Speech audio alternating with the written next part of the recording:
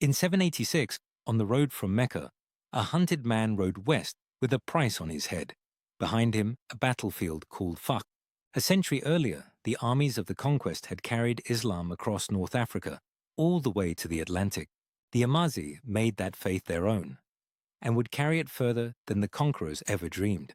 At Fakhkh, near Mecca, the Abbasid Caliphate had crushed a revolt of the Prophet's descendants and slaughtered its leaders. One man escaped, Idris ibn Abdullah, of the line of Hassan, grandson of the Prophet. Every road in the empire was closed to him. He crossed Egypt and the Maghrib in disguise.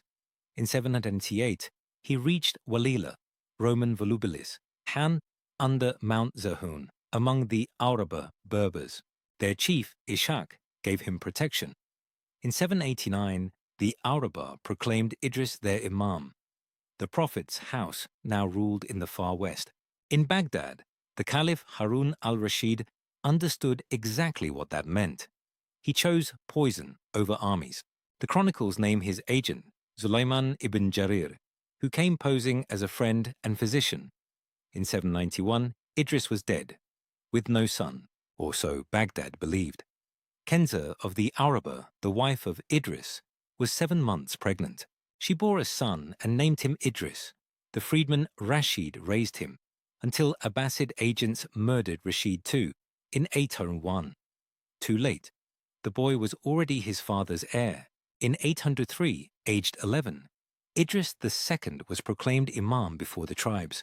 He would finish what his father began. In 809, he founded his capital on the river Fez, the quarter of Al-Aliya, seed of the city that became Morocco's soul. Exiles filled it, 800 families from Cordoba after the revolt of 818, then 2,000 more from Kairouan. Among the Kairouanese was Fatima al-Fihri. In 859, tradition records, she spent her inheritance building a mosque, al-Qarawiyyin. Guinness and UNESCO recognize it today as the world's oldest continually operating university. It has never stopped teaching. Under the Idrisids, the far west was no province of Damascus or Baghdad. It was a kingdom in its own right. Arabic and Amazigh fused here into a single identity, the one that endures in every Moroccan today. The dynasty faded within 2 centuries, ground down between Cordoba and Kairouan. But Fez stood. The faith stood.